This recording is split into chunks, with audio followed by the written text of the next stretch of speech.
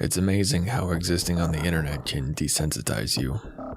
How quickly it makes you realize your own limits and tolerance for things.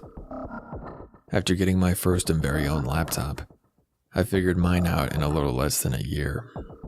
Well, I say laptop, but it was little more than a low-end netbook I picked up for a couple $100 for college. Looking back, it was a piece of crap, but at the time, I couldn't have asked for more. Being 18 and single, I found myself watching a lot of extremely buffery porn, as well as underground horror films and the like. To be young again. When the same handful, pardon the pun, of choice porn flicks got old, I ended up seeking out new thrills. That's what led me to F-List. For the uninitiated, F-List, short for Fetish List, is a role-playing chat site of the sexual variety, with a heavy skew towards those in the furry fandom. In all honesty, I've got no qualms with either of those statements. I'd always been interested in Dungeons & Dragons, though I'd never played, and I'd always fancied myself a bit of a writer. I figured, surely this couldn't be all that different. Turns out, it wasn't. A lot of the people there were extremely picky though. They needed ridiculous criteria met, like minimum of 300 words per post and female, I identify as bi, no males please. The gist of the site was that you could fill out a literal set of lists. Faves, yes, maybe, and no. These lists were thorough, to put it lightly. Every fetish you could imagine, and many you could not. All you had to do was list what you were into, what you weren't, and how you liked to play. Then away you went into the chat to find someone to engage in written lewdness with. Or not. There were people there purely for story, but I never came across any.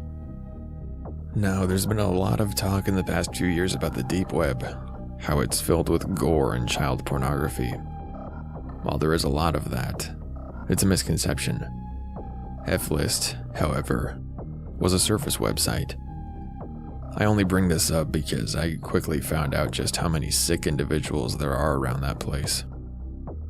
Now, I'll admit, I had to make a trip to Urban Dictionary a few times to know what some of these people were talking about once I got into things, and even then, there was some stuff I just had to pick up on.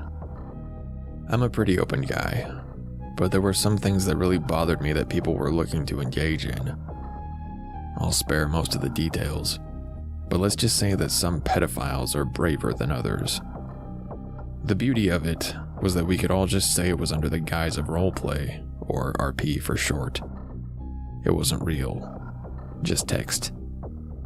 It was eye-opening, seeing just how many people wanted to fuck children, or wanted to be killed in pornographic snuff films, or wanted to engage in otherwise physically impossible or illegal acts. The hilarious part of it all was that one would only tend to find RP if their character had tits and a vag, as they often said. Most of the site's population was male. It's amazing how people can just masquerade, and how little shame they have. But no one knows who you are online, right? My story starts around 2 a.m., one late night when I should have been sleeping, or more appropriately, studying. I'd had F-List open in a tab for something like 8 hours.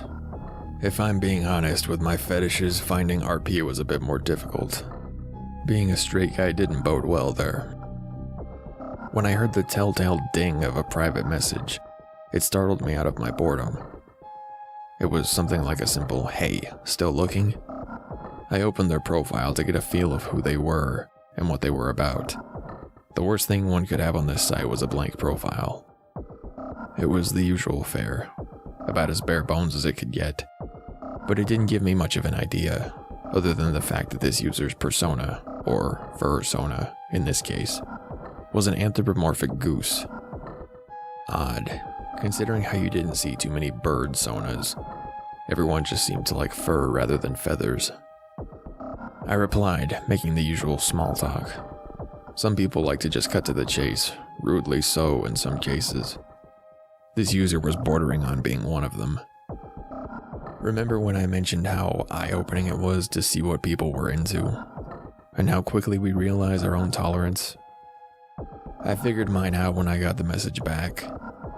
I'm looking for someone to cook me. Things of a sexual nature were of take it or leave it importance. Keep in mind, I was much younger, more naive. I was coming around to find people to roleplay with, maybe make some friends in the process. Hell, that site is responsible for some of the fetishes I have now, ones I never thought I'd be into. But I wasn't the type to block others or just not respond. It sounds desperate, but I just wanted friends. So I decided to give them a chance, if only out of morbid curiosity. I could tell this user was desperate to find someone, given how pushy they were being about it all. The conversation quickly went downhill. They started going into detail about what they wanted this little prospective RP to be about. They told me that they were looking for someone to cook and eat them, and they wanted the whole process described in detail.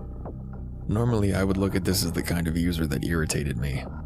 The just write a story for me kind. The ones that didn't have anything to offer, but they still wanted something. But this was different.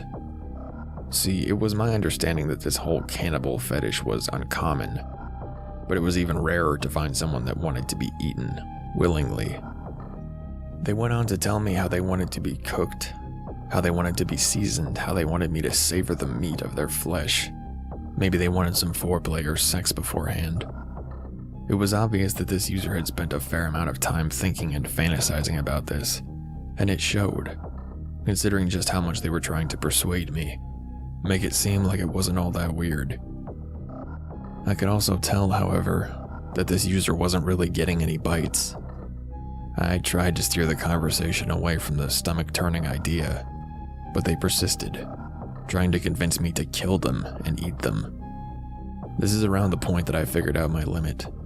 The very idea repulsed me. It made me consider the mental state of someone that would want this, how fine the line was between sex and violence, and what happens when that line is blurred, or worse, non-existent. I know what you're thinking, that a lot of people use roleplay and, to some extent, video games and other such things as an out, a way to experience a thing without actually doing the thing. I'll admit, I've engaged in some roleplay sessions that make me want to take a shower just thinking about. But something this taboo, I couldn't do it. The irony of their persona being a goose didn't sink in till much later. What scares me, looking back, is just how many fetishes and kinks this site opened me up to, and subsequently got me into. But for a moment, I actually considered indulging this user. I declined as politely as I could. I'm much more jaded now, and they eventually got the hint. We went our separate ways.